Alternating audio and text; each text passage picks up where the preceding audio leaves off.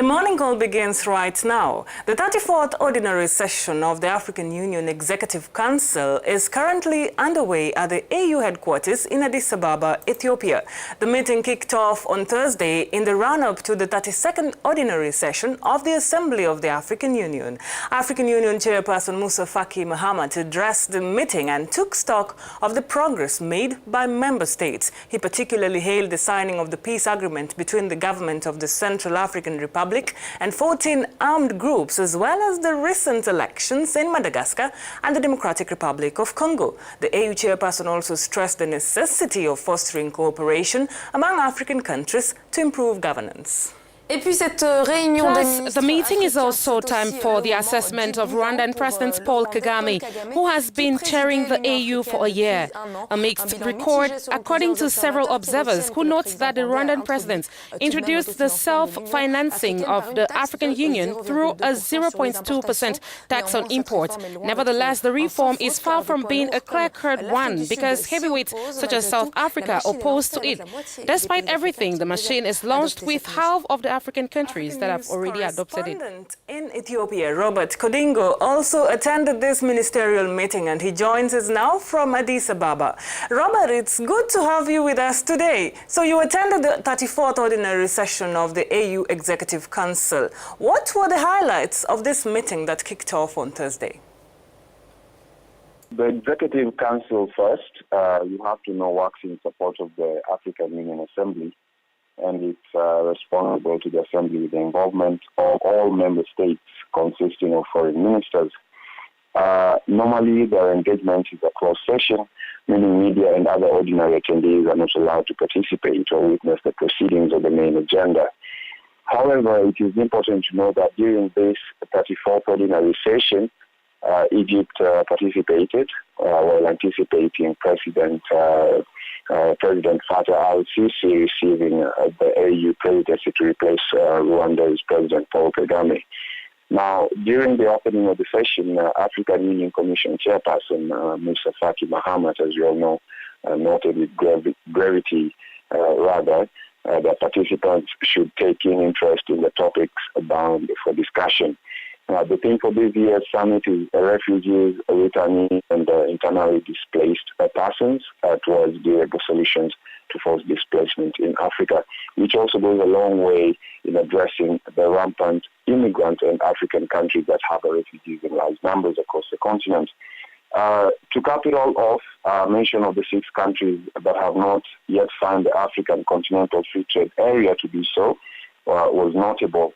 While at the same time the peaceful power transition in Madagascar and Democratic Republic of Congo respectively as a process to silence the guns in Africa by 2020 was applauded.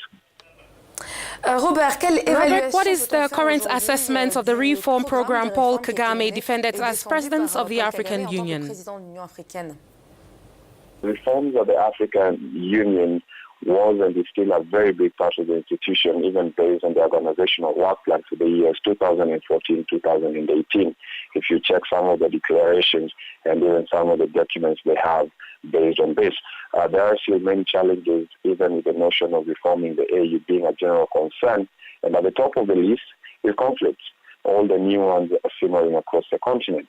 To counter this, the institution, from trusted sources, have kept open minds, and they keep searching for better ways of addressing the key pillars of President Kagame's reform agenda. If you recall, according to President Kagame, these reforms, and most of his fellow heads of state also have said that its adoption does not necessarily mean an end to the process, and it will and should be used to secure a process, or rather a prosperous and peaceful future of the continent. This translates to ending all wars in Africa in a nutshell. Now, according to experts, policymakers, reforms at the AU will take time, and many are positing that with continued consultations and engagements, pending reforms will be achieved. And Robert, the 2-day ministerial meeting sets the stage for the 32nd Ordinary Session of the Assembly of the African Union. What issues will dominate the agenda in this particular summit to be held next week from the 10th to the 11th of February? Well, this is a very good question.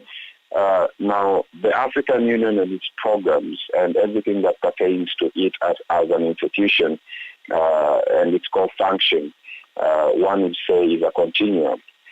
It's never done until it's done. Key topics of discussion, if you ask me, I would say will include Africa's digital transformation, the Single Africa Air Transport and Civil Aviation Commission, renewable energy, banning plastics in Africa, which if you look at it is more focused on a pollution-free Africa.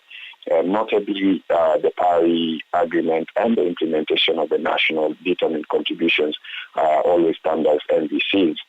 On the other hand, 2019 for the AU is still very young, according to many, and it is hard to tell how the year will pan out. However, it is imperative to also note that the institution in 2018 sought better ways to address issues of peace and security, with very notable diplomatic advances led by the Commission Chairperson, Faki Mahamat, to ease tensions, if you just by mention, during the Malagasy election, by diffusing a crisis around the constitutional amendment process in Comoros, and also bringing parties together just the other day, the Central African Republic, when they signed a deal with the rebels. Now, overall approach to some of these issues will be a thing to keep an eye on and hope that better, if not the best, for our respective African countries will come off of this 2019 summit.